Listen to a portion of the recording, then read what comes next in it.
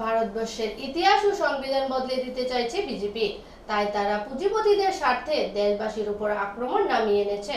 মঙ্গলবার রবীন্দ্র শতবার্ষিকী ভবনে নভেম্বর দিবস উপলক্ষে আয়োজিত হলো সভা। বক্তব্য রেখে এমনটাই বললেন বিরোধী দলনেতা মানিক সরকার।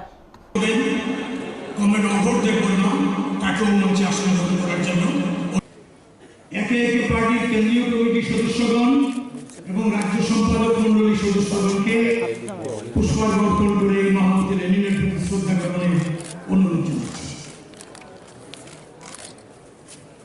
সিপিআইএম রাজ্য কমিটির সদস্য যারা রয়েছেন, আপনাদের অনুরোধ করছি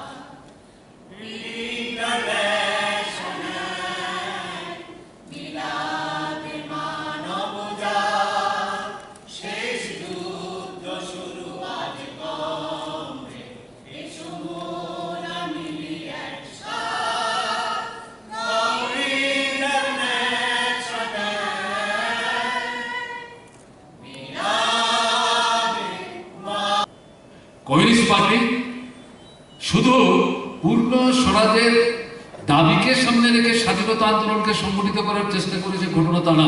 এটা অন্যতম মৌলিক দিক, এটা তৎকালীন পরিস্থিতিতে প্রধান বিষয় ছিল। কিন্তু তার সঙ্গে সঙ্গে ব্রিটিশ যাবে, আজ না হোক কাল তাকে যেতে হবে। দেশ যাচ্ছে, মানুষ ঐক্যবদ্ধ হচ্ছে, হিন্দু মুসলমান বৌদ্ধ খ্রিস্টান নারী পুরুষ সবাই আমরা ঐক্যবদ্ধ হচ্ছে। ব্রিটিশ বেশি দিন থাকতে পারবে না। এরকম একটা পরিমণ্ডল যখন তৈরি হচ্ছে, তাহলে ওরা গেলে পর আমাদের দেশটা কিরকম হবে?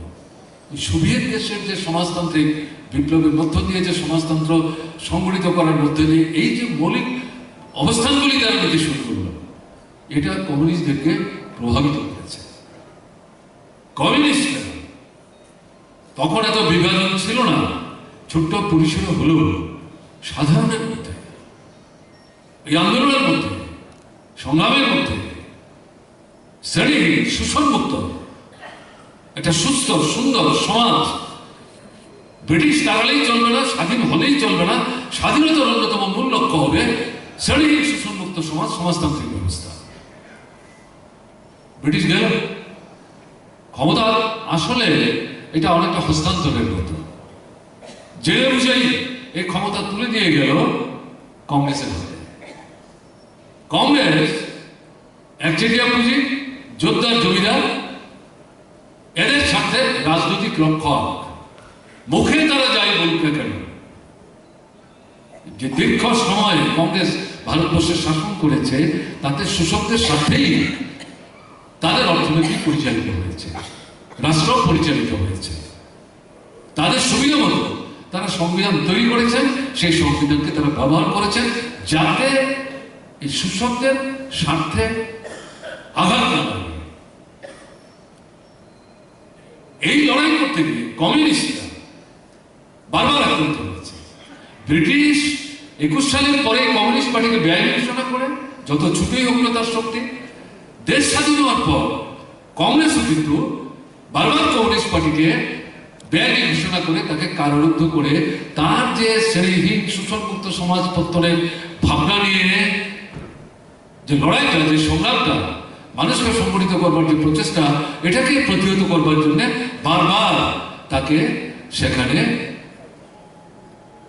আবদ্ধ করে রাখবার চেষ্টা করেছে কারান্তরণে। সেখান থেকে এখন আমাদের দেশ যাদের হাতে এসছে তারা হচ্ছে আরএসএস নিয়ন্ত্রিত বিজেপি। আরএসএস 1925 সালে তৈরি হয়েছে পরাধীন ভারতবর্ষ। কিন্তু আরএসএস এ ভারতবর্ষের স্বাধীনতা সংগ্রামে কোনো ভূমিকা নাই। একজন নেতার নাম তারা দেখাতে পারবে না যে স্বাধীনতা সংগ্রামে অংশগ্রহণ করেছেন বলে জেলখানে গেছেন। যে ভদ্রলোক গিয়েছিলেন 7 বার মুছে লেখা দিয়েছে, ব্রিটিশের কাছে চিঠি পাঠিয়েছে, আমি তো ভুল করেছি, আমি না বুঝে করেছি, কেন আমাকে আটকে রেখেছেন? আমি তো আপনাদের দাসানুদাস, আমাকে মুক্তি দিন, আমি আপনাদের হয়েই কাজ করব। এগুলি তো সমস্ত রেকর্ডেড হয়ে আছে ব্রিটিশের মহাদেশখানা। এগুলো আমাদের তৈরি করে কথা না।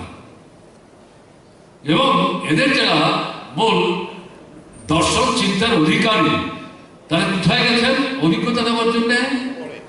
তারা কিন্তু মস্কো যাননি, তারা কিন্তু রাশিয়ায় যাননি, তারা গেছেন হিটলারের দেশে, তারা গেছেন মুসলিনের দেশে, তারা গেছেন তজুর দেশে। সিপিআইএম কেন্দ্রীয় কমিটির সদস্য কমরেড গুরুদেব, সিপিআইএম রাজ্য কমিটির